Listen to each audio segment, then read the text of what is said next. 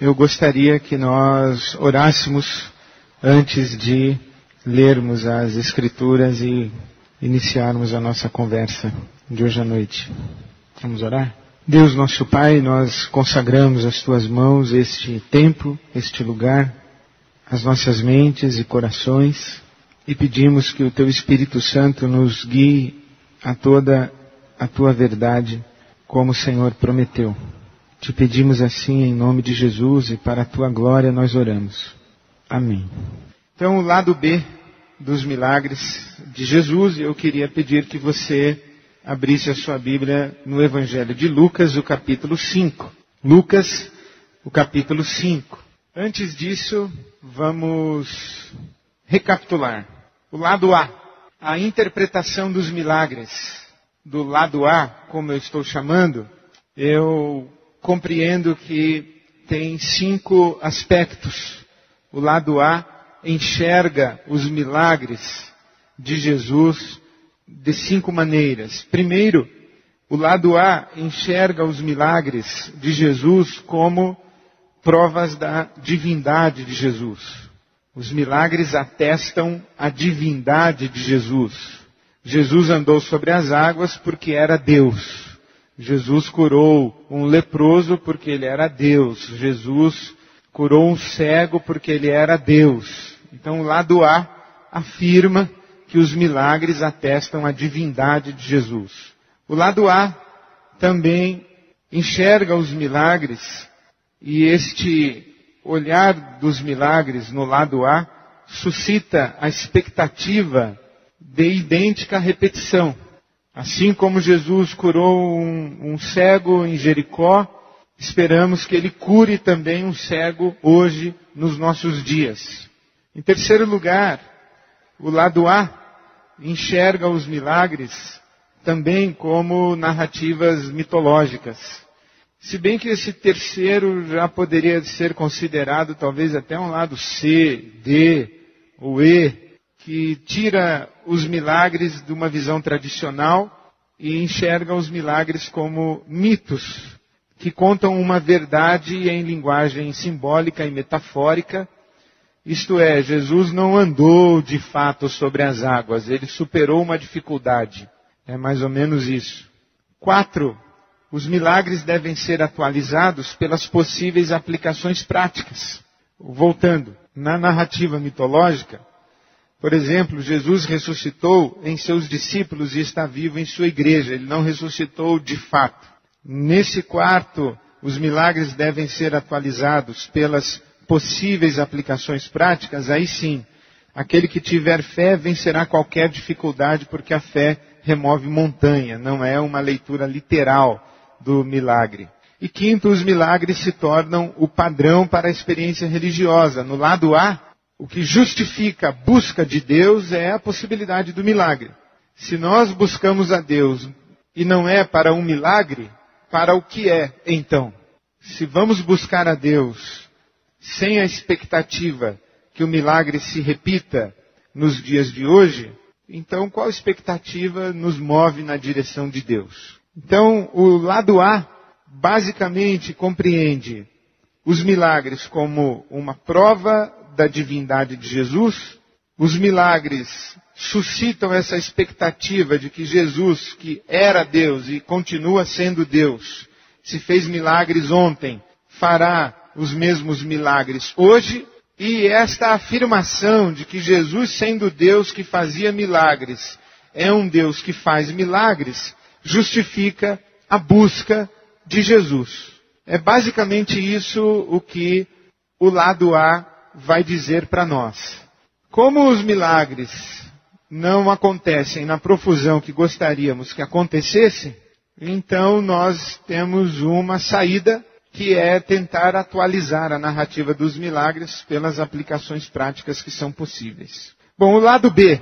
Qual é o lado B? A minha afirmação e a minha tese é que os milagres, eles testificam a messianidade de Jesus e não a divindade de Jesus. Falam de Jesus como Messias. E a única perspectiva legítima da pessoa e obra de Jesus de Nazaré é aquela que o enxerga mediante a lente da sua identidade messiânica. Jesus era o Messias. E os milagres que ele os fez como sinais de sua identidade messiânica. Os milagres eram linguagem cifrada. Jesus falava em código. Nesse código, os milagres ocupam um lugar de extrema relevância e importância. Jesus falou através dos seus milagres. E o que ele falou? Ele falou, eu sou o Messias. Por isso os milagres não são chamados de milagres, mas são chamados de sinais. Os milagres, como sinais, não são um fim em si mesmos, mas os milagres apontam para uma realidade maior do que eles mesmos. Então, nesta expressão do Novo Testamento judaico, de João capítulo 20, 30 e 31, Yeshua realizou muitos outros milagres na presença dos Talmidim, Jesus realizou muitos outros milagres na presença dos seus discípulos, que não estão registrados neste livro, o Evangelho de João. Mas estes foram escritos para que vocês possam confiar que Yeshua é o Messias, o Filho de Deus, e que mediante essa confiança possam ter vida por causa de quem ele é. Então está claríssimo que João escreve o seu Evangelho narrando 7 sinais que apontam para a identidade messiânica de Jesus. Esse é o lado B. Os milagres são, na verdade, sinais, isto é, não são fins em si mesmos, mas apontam em uma direção, a saber, Jesus de Nazaré é o Messias. A partir daí, nós olhamos o Novo Testamento e podemos compreender o que a tradição dos rabinos sempre afirmou, que há 2 categorias de milagres. O que eles chamavam de milagres comuns e os milagres messiânicos. Os milagres comuns seriam os milagres que qualquer pessoa poderia fazer. Inclusive, muitos profetas fizeram milagres. E no tempo de Jesus, muitas pessoas faziam milagres. Jesus não era o único a fazer milagres no seu tempo. E as narrativas religiosas, todas elas contemplam figuras protagonistas de sinais e de milagres. Por isso é que a tradição dos rabinos separou um conjunto de milagres e chamou esse conjunto de milagres messiânicos. Isto é, somente o Messias conseguiria fazer aquele tipo de milagre. Não qualquer pessoa, somente o Messias. E esse conjunto de milagres messiânicos tem 3 milagres. A cura de um leproso, somente o Messias conseguiria curar um leproso. O exorcismo de um demônio, e se você quiser colocar entre parênteses depois do demônio, um demônio mudo. E a cura de um cego de nascença. Esses 3 milagres somente o Messias conseguiria fazer. Você encontra no livro dos Levíticos, nos capítulos 13 e 14, as expressões cerimoniais para que fosse atestada a cura de um leproso. E ao longo da história de Israel, nunca um leproso compareceu diante de um sacerdote dizendo, eu era leproso e fui curado. Nunca. Então sublinha aí. Nunca um leproso compareceu à presença de um sacerdote dizendo, eu era leproso e fui curado. Por isso é que os rabinos e a tradição dos rabinos dizia, no dia em que alguém curar um leproso, esse alguém é o Messias. Ok? Então esse é um tipo de milagre, a cura de um leproso é um tipo de milagre messiânico. E eu gostaria de ler então, hoje, e conversar um pouquinho sobre a cura de um leproso como um milagre messiânico. Lucas capítulo 5, verso 12. Estando Jesus numa das cidades, passou um homem coberto de lepra. Quando viu Jesus, prostrou-se rosto em terra e rogou-lhe, se quiseres, podes purificar-me. Jesus estendeu a mão e tocou nele, dizendo, quero, seja purificado. E imediatamente a lepra o deixou. Então Jesus lhe ordenou: não conte isso a ninguém, mas vá mostrar-se ao sacerdote e ofereça pela sua purificação os sacrifícios que Moisés ordenou para que sirva de testemunho. Todavia, as notícias a respeito dele se espalhavam ainda mais, de forma que multidões vinham para ouvi-lo e para serem curadas de suas doenças. Mas Jesus retirava-se para lugares solitários e orava. Voltando, na tradição de Israel, o corpo de um leproso era semelhante ao corpo morto. Era impuro, não poderia ser tocado em hipótese alguma. O corpo de um leproso, de um ser humano com lepra, era tão imundo cerimonialmente quanto o porco para Israel. Nenhum homem poderia tocar em um leproso, nem mesmo acidentalmente esbarrar em um leproso.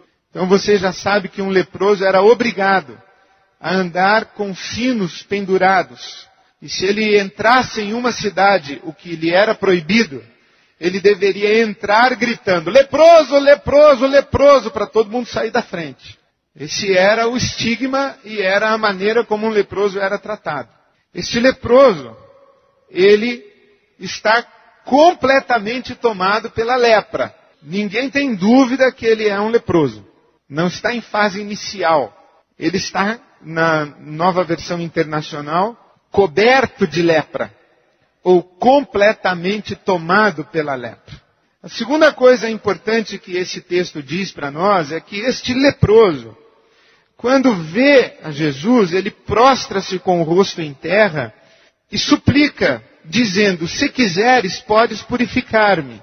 Bom, isto já é uma declaração de reconhecimento da identidade messiânica de Jesus. Porque ali está um homem com sua lepra, completamente tomado pela sua lepra, e ele sabe que nunca antes na história de Israel houve um profeta capaz de curar um leproso. Os dois eventos bíblicos são Miriam, irmã de Moisés, que é uma cura que antecede a lei de Moisés, e Naamã, que não era um hebreu. Naamã era um estrangeiro. Mas na história de Israel, nunca um leproso havia sido curado. Mas esse leproso, quando vê a Jesus, ele se prostra e diz: você é o Messias, se você quiser, você pode me purificar. O que ele sabe é que não está em discussão se Jesus pode ou não pode. Ele já sabe que pode. Ele crê que pode. Ele já afirma a identidade messiânica de Jesus. O que está em discussão é se Jesus quer ou não quer. É esta a afirmação do leproso para Jesus: se quiseres, podes purificar-me. A terceira coisa importante que esse texto diz para nós é que Jesus, quando diz quero, seja purificado, Jesus estende a mão e toca no leproso, o que era proibido, porque ele, a partir daquele momento, estaria cerimonialmente impuro. Mas ele toca. Nunca antes alguém havia ousado tocar em um leproso, mas ele toca. A quarta coisa que se diz é que Jesus manda que ele vá diretamente ao sacerdote. Vá ao sacerdote, porque isso nunca aconteceu antes. Por que Jesus manda que ele vá ao sacerdote? Por que ir ao sacerdote é algo importante? Porque é o sacerdote quem deve cumprir todo o ritual para atestar a cura de um leproso. É um fato inusitado. Com licença da comparação, é como aquela propaganda que a mulher entra numa loja com a televisão quebrada e os japoneses falam: o televisor quebrado. E vem todos os japoneses para ver aquele televisor quebrado com a ideia de que aquele televisor não quebra nunca. Aquilo é raríssimo. Então, esse leproso é isso. Ele vai ao sacerdote e diz: aconteceu comigo o que nunca aconteceu em toda a história de Israel. Eu era leproso e fui curado. O sacerdote, então, tem que abrir um processo. Tem que abrir um processo de investigação. Ele primeiro tem que verificar se o cara era leproso mesmo. Então ele tem que sair para perguntar: vocês conheciam esse cara aqui? Olha, ele era leproso. Vocês sabem quem é esse cara aqui? Ele era leproso, ele era leproso. Era leproso. Segundo, tem que ver se ele está curado mesmo, se ele foi realmente curado da lepra. Terceiro, tem que ver em quais circunstâncias ele foi curado da sua lepra. Quem curou, como curou, que dia curou, em que lugar curou, o que usou para a cura. Então o sacerdote tinha que fazer essa investigação completinha. E para abrir esse processo de investigação para atestar a cura do leproso, o sacerdote já devia começar oferecendo sacrifícios. E se ele atestasse mesmo a cura do leproso e fosse realmente curado, ele deveria cumprir o cerimonial da lei de Moisés. Por exemplo, aspergir o leproso com o sangue do animal sacrificado. Você lê lá em Levítico 14, todo o ritual detalhado para a cura de um leproso. Nunca um sacerdote havia realizado esse cerimonial. Por isso é que Jesus, quando cura aqueles 10 leprosos, ele os manda direto ao sacerdote. Corram para o sacerdote. Digam, ó, mais leproso curado. 10 de uma vez. 10 inquéritos. 10 processos iniciados para atestar a cura. Jesus estava dando trabalho para o sacerdote, né? Então mandou 10 de uma vez só. Então isso aqui é de extrema importância para nós, porque há nessa narrativa de milagre de Lucas 5, 12 a 16, um diálogo. Há uma conversa sendo travada. Não é apenas um milagre em que Jesus vai lá e cura um homem de lepra. Não, quando Jesus vê aquele leproso se curva diante dele e diz, se quiseres, podes purificar-me. Jesus para e diz, bom, agora vamos abrir um capítulo, vamos abrir um diálogo, vamos abrir uma conversa e vamos chamar toda a liderança de Israel para esta cena. Ele cura o leproso e diz, agora vá se mostrar ao sacerdote. Ele está mandando um recado ao sacerdote. Mandando um recado ao sacerdote, não só ao sacerdote, ele está mandando um recado ao sinédrio. Porque a primeira coisa que o sacerdote diria seria, chegou aqui um leproso que disse que foi curado. O sinédrio, que era o fórum de julgamento religioso em Israel, o sinédrio, imediatamente quereria conhecer esse tal desse leproso. Então Jesus, ele já abre uma conversa com o sacerdote, com os sacerdotes, porque imagina, o sacerdote que tivesse de plantão, os outros sacerdotes falam, caramba, não foi no meu plantão, foi no do cara, eu quero ver esse leproso aí que disse que foi curado. Nunca aconteceu isso. Então os sacerdotes se reúnem, corre a notícia, o sinédrio, o pessoal acorda, interrompe o churrasco para o almoço e vai todo mundo correndo para ver o leproso que foi curado. E essa notícia se espalha. E você sabe que não tinha ponte aérea naquela época, precisa de alguns dias aí para a coisa ser divulgada. E o sinédrio, quando chegava a notícia de um milagre messiânico, como por exemplo a cura de um leproso, o sinédrio também abria o seu processo de investigação.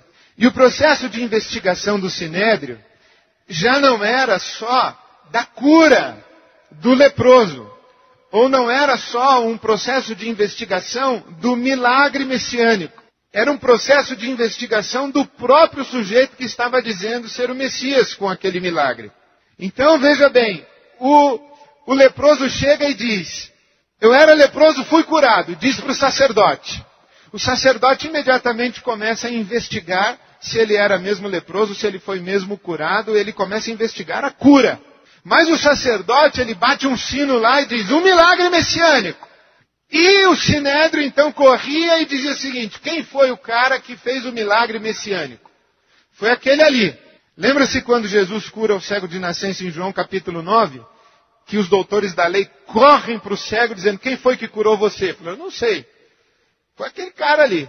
Mas quem é ele? Eu sei lá quem é ele. Eu sei que eu era cego, agora vejo. Quem é ele é um problema de vocês. E era mesmo um problema do sinédrio. Porque o sinédrio estava diante de um milagre messiânico. E quando surgia um movimento messiânico, e surgiam aos montes, falsos messias, Um monte de cara querendo ser Messias, evidente.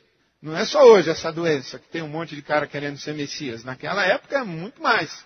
Então, sempre aparecia um sujeito fajutando um milagre messiânico. Por isso que tinha que ter essa investigação sacerdotal. E por isso que o Sinédrio abria também o seu processo de investigação. E o processo de investigação do Sinédrio tinha duas fases. A primeira fase era observação.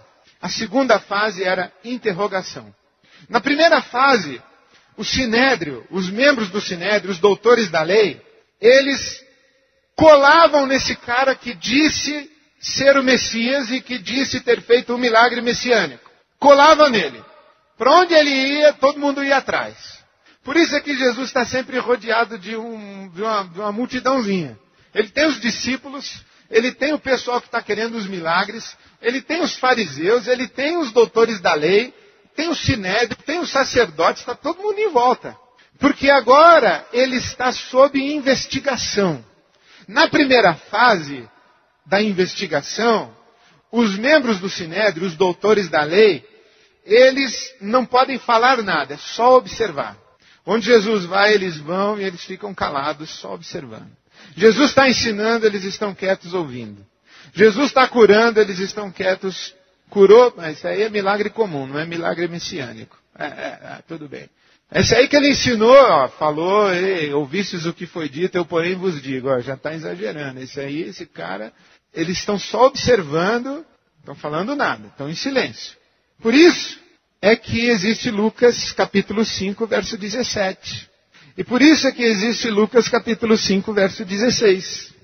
É que depois desse milagre messiânico, Jesus manda o leproso para o sacerdote.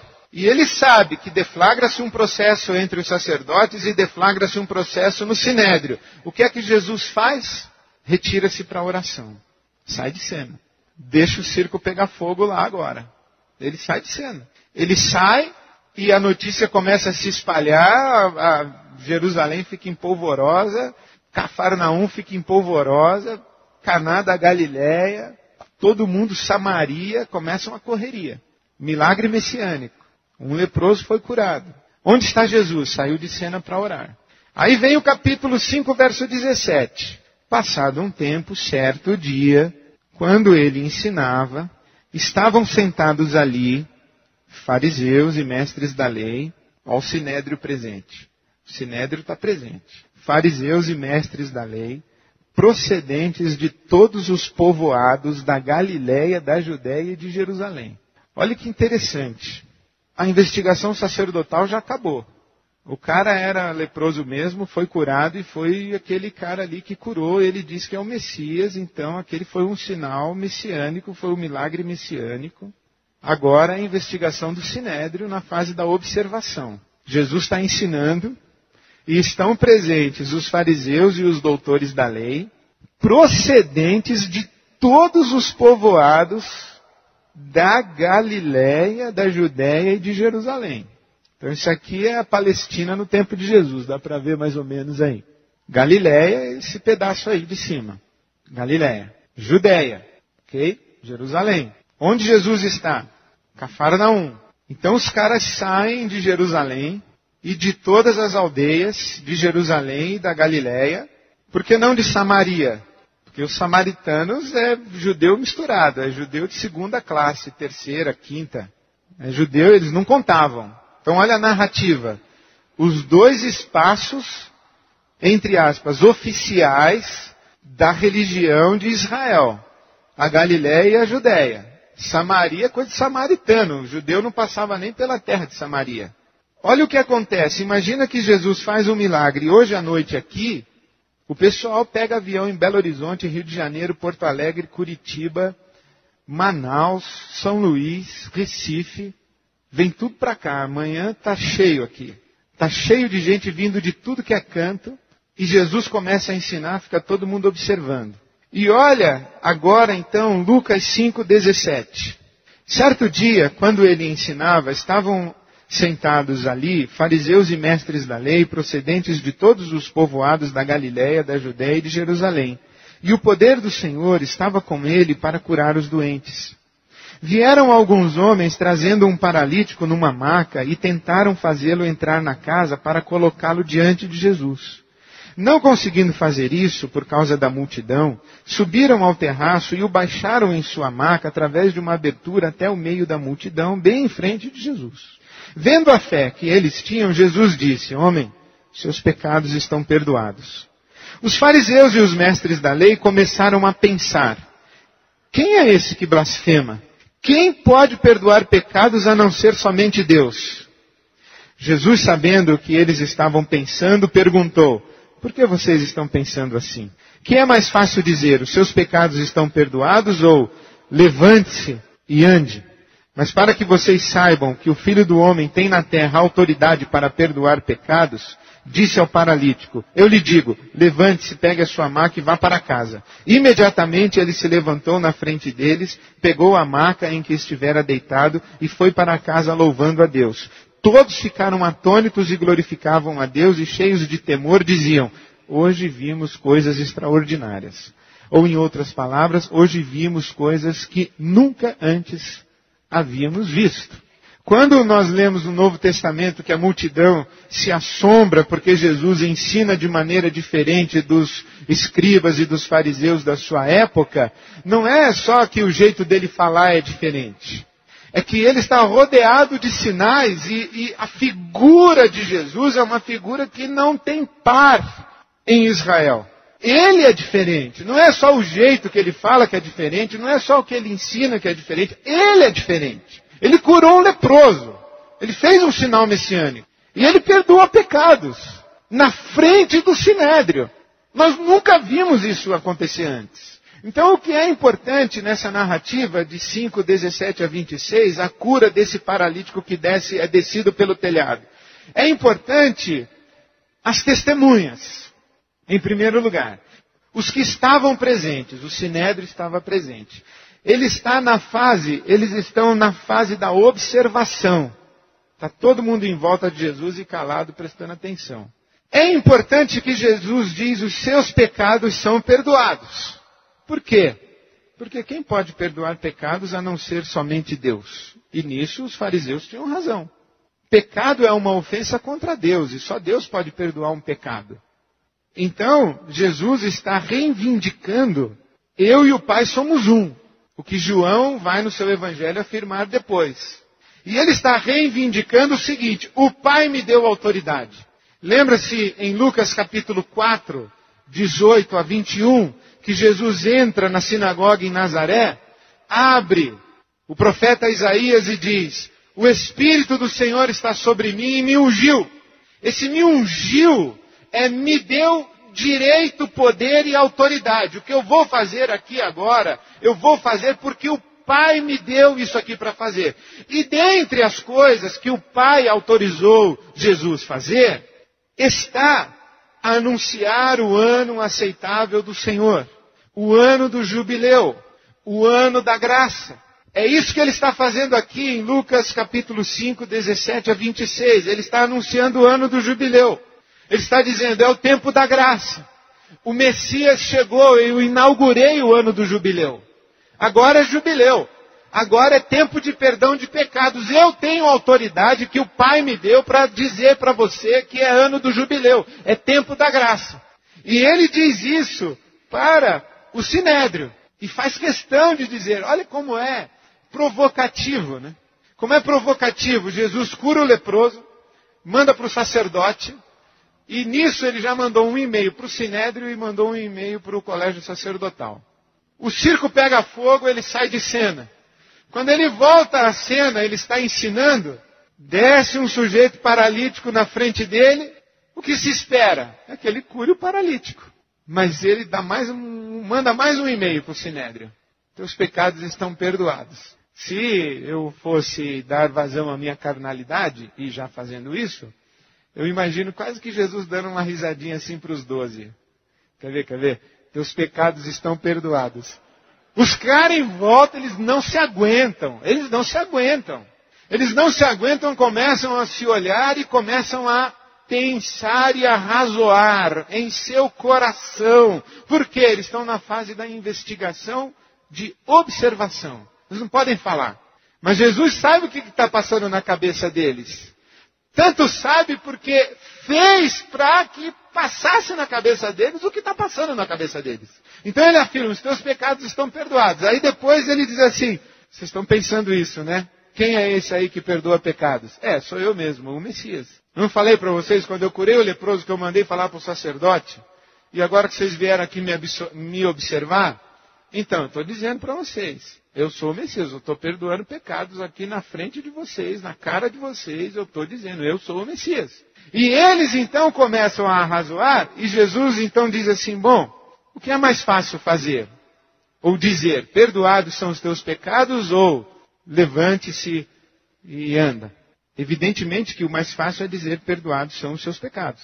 Isso é mais fácil. Porque isso não requer nenhuma evidência objetiva.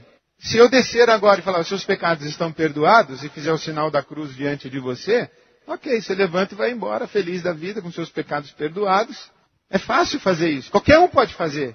Aí Jesus diz assim para os doutores da lei e os membros do Sinédrio, o que é mais fácil? Dizer seus pecados são perdoados? É mais fácil? Vocês acham que isso é mais fácil? Então eu vou fazer o mais difícil para provar para vocês que eu tenho autoridade para fazer o que vocês acham que é mais fácil.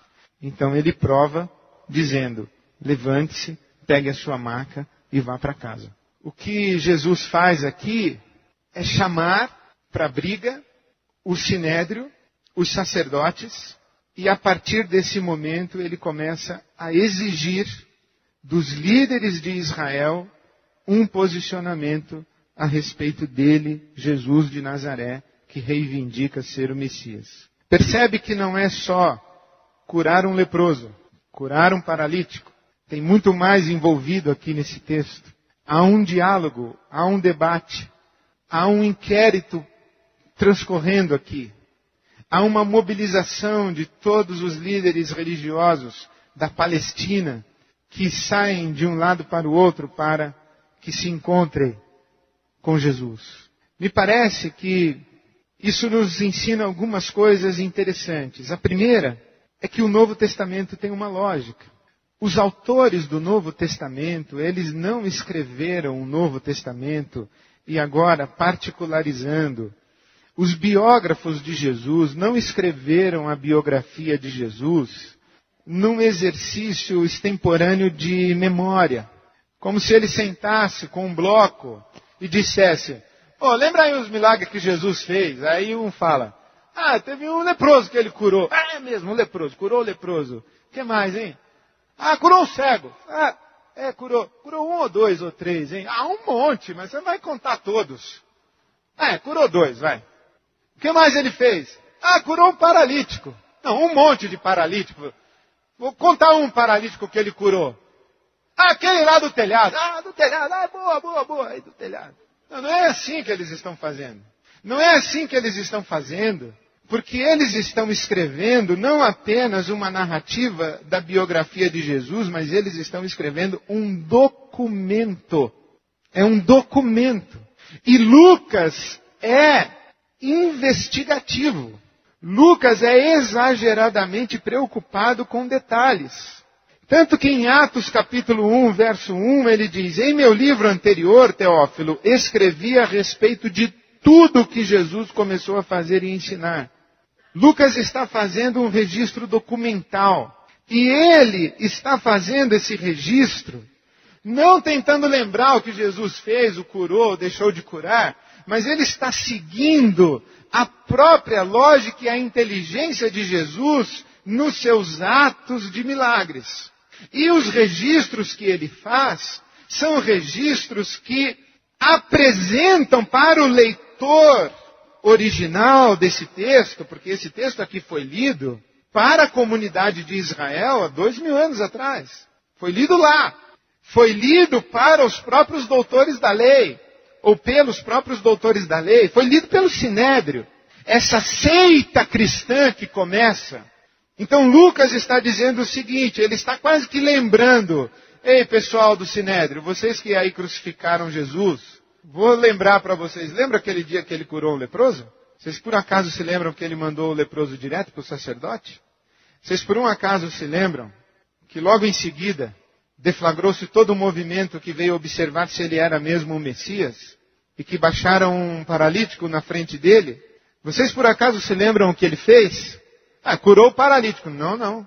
Ele não curou um paralítico. Ele disse, perdoados são os teus pecados.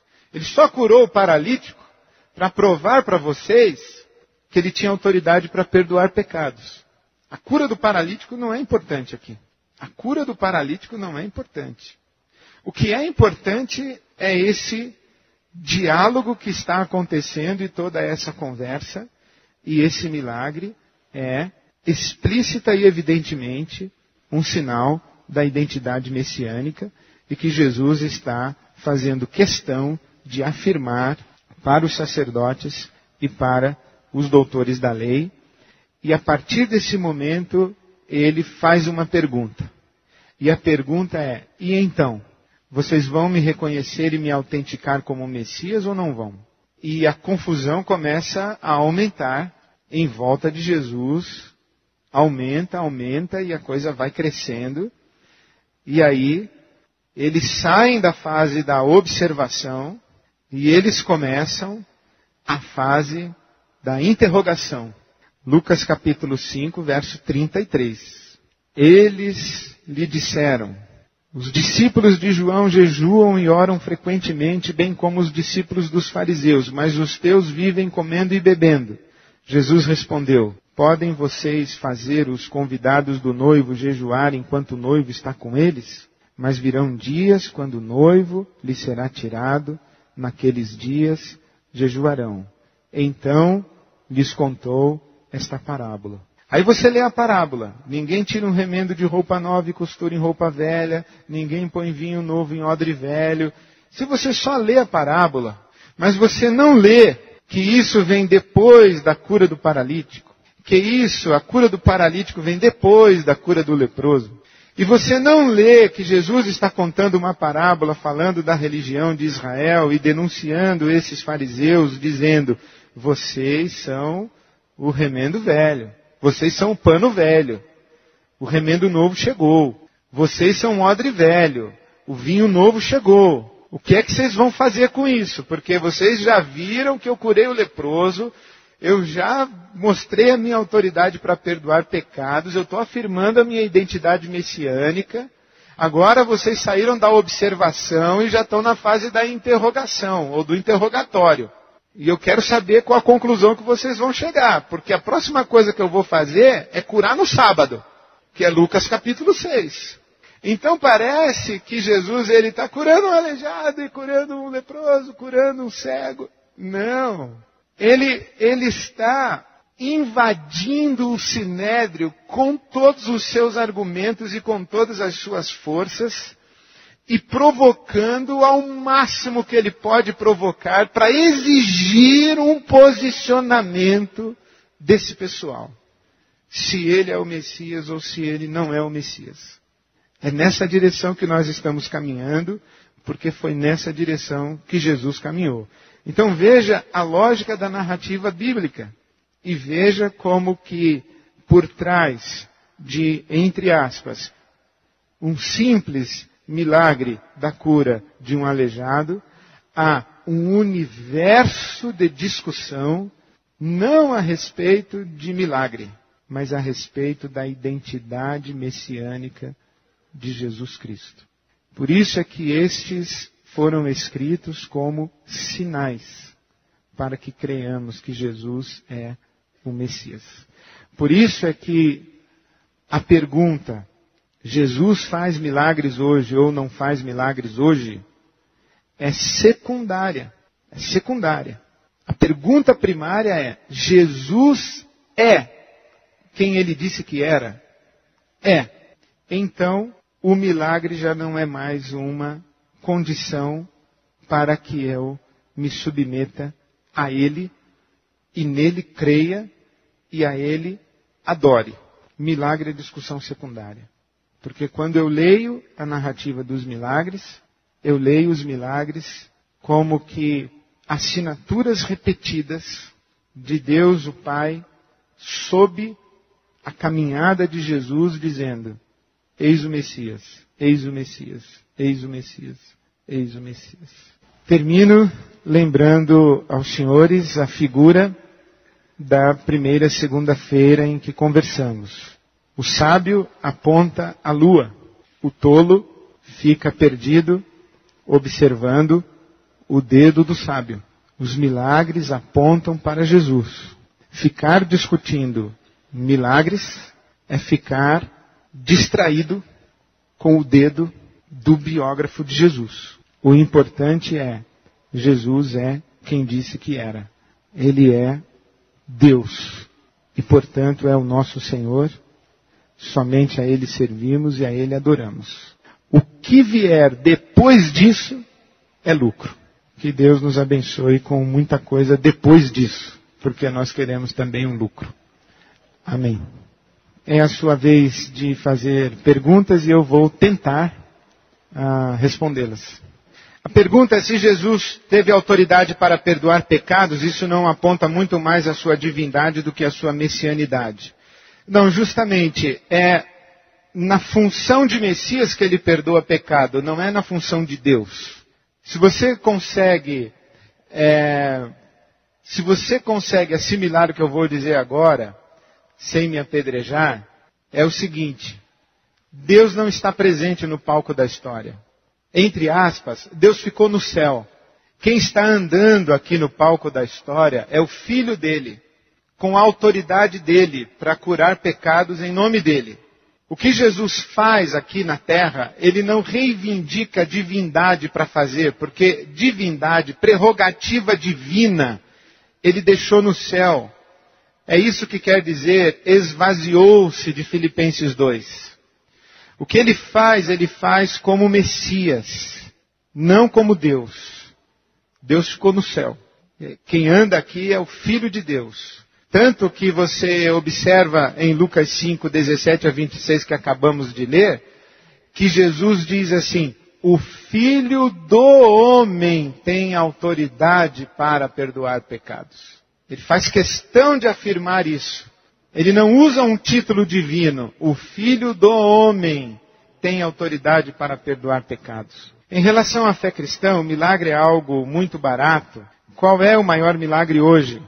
E se é de fato nós conhecermos o Messias, o maior milagre é conhecermos o Messias, eu creio que o maior milagre é esta revelação que nós recebemos de Jesus Cristo. É o milagre relatado pelo apóstolo Paulo em 2 Coríntios capítulo 4. Que aqueles que não percebem a glória de Deus estão cegados no seu entendimento, mas aqueles que percebem a glória de Deus em Jesus tiveram um véu retirado, né? Receberam a revelação. O véu foi retirado. Então eu creio que esse é o melhor e o maior dos milagres. Esse, na verdade, na minha opinião, é o verdadeiro e significativo milagre. Quem tem esse não precisa de mais nenhum. E quem não tem esse não adianta ter qualquer outro. Mas eu não concordo que o milagre é algo muito barato na fé cristã. O milagre está banalizado pela religiosidade cristã. Mas se Jesus os fez, nós não podemos considerá-los baratos. Coisa insignificante, banal.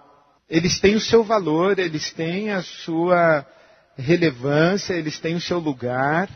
E eu acho que a religião cristã está banalizando o milagre. E banalizando o milagre gera mais ceticismo do que espanto. Veja que é interessante. O milagre é milagre porque não acontece toda hora e todo dia. Porque se acontecesse toda hora e todo dia, não seria milagre, seria fenômeno. Então, quando é banalizado, gera uma rejeição, vira motivo de piada. Eu acho que nós estamos fazendo o milagre ser ou ficar barato, mas nas mãos de Jesus não era. E eu espero que ao final desse processo, você entenda que eu não estou aqui para dizer: os milagres serviram para provar que Jesus é o Messias, já provaram e agora não tem mais milagre. Entendeu, pessoal? Então vai todo mundo embora que não tem mais milagre porque nós já sabemos que Jesus é o Messias. Não, eu não vim aqui para dizer isso. Eu vim aqui não inclusive, nem vim aqui para discutir se Jesus faz milagre hoje ou não faz milagre hoje. Eu vim aqui principalmente para mostrar para você, ou tentar mostrar para você, que o milagre tem um sentido muito mais profundo e que revela a pessoa de Jesus com muito mais profundidade do que simplesmente lido como um milagre da cura de um leproso.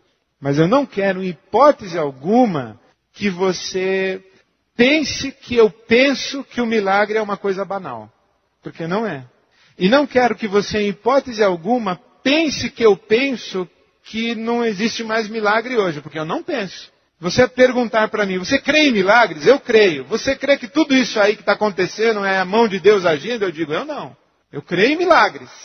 Creio que Deus faz milagres hoje. Agora, dizer que tudo isso que se diz que é milagre, bom, aí tem uma distância muito grande. E como é que você faz para discernir o que é, o que não é, o que faz sentido, o que não faz sentido? E que perspectiva de discipulado de Jesus faz sentido no quesito milagre? Para você adquirir essa perspectiva, você tem que olhar lá atrás, o que nós estamos tentando fazer aqui. Nós estamos olhando para trás os milagres feitos lá, para a gente tentar discernir os milagres feitos aqui. E não para dizer que aqui não existem milagres, que eles são coisa barata e coisa banal, ok? Por que a lepra e não outra enfermidade? Por que a lepra tomou essa dimensão para o milagre? Por causa de toda a estrutura cerimonial da lei de Moisés. Daquilo que era puro, daquilo que era impuro. O bolor, o mofo. Lembre-se, o pão sem fermento, que é o pão da Páscoa. O que é a lepra? Se eu posso entender bem, que eu estou usando a lepra porque o vocabulário bíblico é lepra, ok? É agressivo para nós hoje, mas é esse o vocabulário bíblico. O que é a lepra, senão a deterioração do corpo? Essa é a lepra. É por isso que ela tem essa dimensão. O que é a lepra? É um apodrecimento do corpo vivo. Tanto que para a lei de Moisés, tocar num leproso é o mesmo que tocar num corpo de um morto. É um corpo que está em decomposição. Então, é esse o significado simbólico para o contexto bíblico que não tinha a medicina que nós temos hoje. Se o Sinédrio, com todos esses procedimentos e toda essa conversa de Jesus, não conseguiu identificar o Messias, como é que nós o identificaremos na segunda vinda? Não precisa se preocupar. Com isso você não precisa se preocupar, porque ele virá e com o sopro já vai dizer quem ele é. E como um raio que sai do Oriente se mostra no Ocidente, todo olho verá, e ele não vem mais disfarçado, mano. Ele vem em glória, ele vem para reinar, ele vem para acabar com a brincadeira, ele não vem disfarçado, ele já veio. Agora ele vem revestido de sua glória e de sua majestade. Ele veio como um cordeiro para ser morto, agora ele vem como um leão da tribo de Judá. Então você não precisa se preocupar, porque ele vai identificar você facinho, facinho. Mas você vai saber que ele é ele, pode ficar tranquilo. Eu gostaria de perguntar se quando muitas pessoas se dizem curadas hoje, nós não deveríamos fazer a mesma investigação. Eu acho. Ia ser interessante, viu, isso aqui. E não só investigar o curado, mas o que curou. Já começa puxando o extrato bancário e quebrando sigilo bancário. Já vamos começar daí, vendo declaração de imposto de renda para a gente... Aí começa a discutir. Ia dar uma confusão muito interessante. Os milagres atestam a messianidade de Jesus e, assim cumprido o seu papel, deixam de ser necessários. Isso poderia ser um paralelo com a posição cessacionista dos dons. Eu vou ter que abrir um segredo para vocês. O pessoal que foi no trem das 11 perdeu esse segredo que eu vou contar só agora. É que nem o pessoal que vai embora no jogo, faltando 3 minutos, os caras fazem o gol nos 48 do segundo tempo. Eu vou contar para vocês, porque tem um lance dos milagres do lado B, que eu ia deixar para mais para frente, mas eu sei que você veio aqui por causa do milagre mesmo. É o seguinte, pessoal. Há 2 momentos na ação de milagres de Jesus. No primeiro momento, ele se ocupa com milagres messiânicos para afirmar a sua identidade messiânica. E ele é rejeitado como Messias pelas autoridades de Israel. Aí ele entra num segundo momento de milagres. que não tem nada a ver com identidade messiânica, porque ele está falando com os caras que não sabiam nada desse negócio de Messias. É a mesma coisa que eu falar o seguinte, olha, eu sou um atleta, eu fui campeão várias vezes de beisebol. E eu vou provar para você que eu fui campeão de beisebol nos Estados Unidos. Aí eu começo a falar de beisebol para vocês e fala, isso aí não me prova nada, porque eu não entendo nada de beisebol, meu amigo. Então, quando Jesus estava nos Estados Unidos, ele dizia assim, eu fui campeão de beisebol, ele falava a linguagem do beisebol. Todo mundo entendia. Quando ele vem aqui para o Brasil, ele falou, pessoal, eu fui campeão de beisebol. Queremos saber de beisebol. Tem uma meia dúzia de cara ali no Bom Retiro jogando beisebol. Nós queremos saber da final do Paulistão. Você tem alguma coisa para falar sobre a final do Paulistão? Jesus diz assim, eu tenho. E aí é que entra a discussão de milagres que vocês estão querendo hoje. Mas primeiro eu tenho que passar pelo milagre messiânico, pessoal. Devemos acreditar em milagres pessoais ou o propósito de Deus é coletivo? Eu creio nos dois. Eu creio nos dois. Mas o que creio é que o que nós hoje chamamos de milagres não tem nada a ver com isso que são os milagres messiânicos. Milagre messiânico é uma coisa. Jesus curar uma pessoa hoje é outra coisa. Nós temos que, inclusive, na minha opinião, encontrar palavras diferentes para nos referirmos aos dois fenômenos. A ação de Jesus em um Novo Testamento, a ação dos apóstolos em um Novo Testamento, nós chamamos de milagres. E a ação de Deus na igreja evangélica hoje, nós chamamos também de milagres. Né? Noite dos milagres, tarde dos milagres, né? Manhã dos milagres, também tem. Madrugada dos milagres, tem tudo com milagre. Mas eu queria ver, e quando a gente fala que hoje temos a noite dos milagres, é quinta-feira na igreja tal, não sei das quantas, eu queria ver o seguinte, nós pensamos, essa afirmação sugere assim para nós, que o que está acontecendo hoje na noite dos milagres da igreja evangélica é a mesma coisa que acontecia na noite dos milagres lá de Pedro e João. Mas não é, pessoal. É muito diferente. No dia que um irmão nosso aqui, da Noite dos Milagres, curar com a sombra, eu vou ficar mais atento. No dia que ele curar com a sombra, eu vou ficar mais atento. Porque o que acontece hoje é uma fenomenologia completamente diferente do que acontecia lá. A grande discussão, me parece, eu fico a me perguntar por que nós estamos aqui hoje à noite, que encrenca que eu me meti. A grande discussão eu estou achando que é a seguinte. Por trás dessas perguntas e desse interesse nos milagres, há uma pergunta que é, Jesus faz milagres hoje, sim ou não? Bom, quem seria cristão e ao mesmo tempo ousaria dizer que não? Não faz sentido. Se eu creio que Jesus é Deus encarnado, ressurreto, assentado à direita do Pai, e eu oro ao Pai em nome dele, e creio que o Pai cuida de mim, eu tenho que crer, por definição da própria experiência de fé, em um Deus que intervém. Senão eu tenho uma filosofia de vida. Eu não tenho um Deus. Deus não está fora. Deus está aqui presente. E Ele interfere no nosso mundo. Então nós não estamos aqui para concluirmos se Deus faz milagres hoje ou não faz milagres hoje. Porque Ele faz. Jamais eu diria que Ele não faz. Na minha experiência pessoal, eu estaria negando a minha fé e não os milagres. Eu estaria fazendo afirmações a respeito de Deus e não a respeito de milagres. Quem diz assim que Deus não faz milagres hoje, não está falando a respeito de milagres, está falando a respeito de Deus. Então eu creio em milagres e creio que Deus faz milagres hoje. Nós não estamos aqui para discutir se Ele faz ou não faz. Então nós estamos aqui para discutir o quê? É o que eu estou tentando dizer para você. Eu estou tentando dizer para você que se nós entendermos o que o Novo Testamento ensinou a respeito de Jesus e dos milagres de Jesus, nós teremos uma lente que vai nos ajudar a olhar para os dias de hoje, para os fenômenos dos dias de hoje, e enxergar o que é o quê? Nós teremos uma lente que vai nos ajudar a olhar para Deus, o Pai, e ajustarmos as nossas expectativas e o nosso relacionamento com Deus, o nosso Pai. O que eu estou querendo é buscar lá, na Escritura, Porque você sabe que nós cristãos acreditamos que a Bíblia é a palavra de Deus, né? Se ela é a palavra de Deus, é ela que me orienta o que eu devo crer e como devo viver. Se ela é a palavra de Deus que me orienta como devo crer, o que devo crer e como devo viver, eu tenho que estudá-la e investigá-la, o mais profundo que eu puder. Eu não posso sair fazendo afirmações a esmo, fruto da minha subcultura religiosa. Não posso. Eu tenho que pegar essa subcultura religiosa, essa montoeira de noite de milagre que tem aí na igreja evangélica, e olhar para isso com a lente da palavra de Deus, da Escritura.